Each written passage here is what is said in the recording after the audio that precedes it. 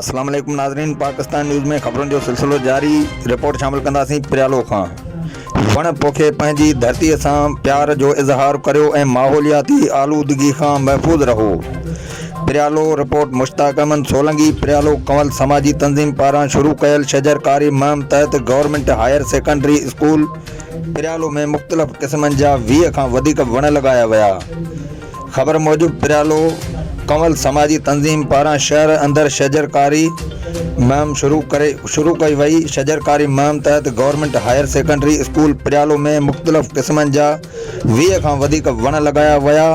उन मौक़े ते प्रिंसिपल गौसबख्श फुलपोटो, उस्ताद अब्दुल हमीद फुलपोटो, समाजी तंज़ीम जे अॻुवाण मुदस्सिर अली ढालेट, एडवोकेट सैयद इरफान अली शाह बुखारी, उस्ताद अली अहमद सोलंकी, नियाज़ अली सोलंकी पंहिंजे हथनि सां ॿूटा लॻाया ऐं ॻाल्हाईंदे चयो त वण लॻाइणु आसान आहिनि, पर उन्हनि जी संभाल पंहिंजे ॿारनि जे पालना वांगुरु करणी पवे थी।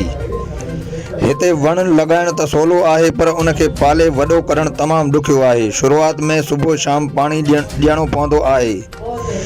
हिते लॻायल वण इंशाअल्लाह महिनत सां उपाए ॾेखारबाज़। सिंध वासियुनि खे गुज़ारिश आहे त हिकु हिकु वण लॻाए पंहिंजी धरतीअ जो सूंहं वधायो। धरतीअ सां प्यार जो इज़हार करियो ऐं माहौलियाती आलूदगीअ खां पंहिंजी धरतीअ खे बचायो। पखियुनि ऐं जानवरनि लाइ आसानियूं पैदा करियो। Report Mushtaq Ahmed Solanki, Pakistan news TV, प्रियालो।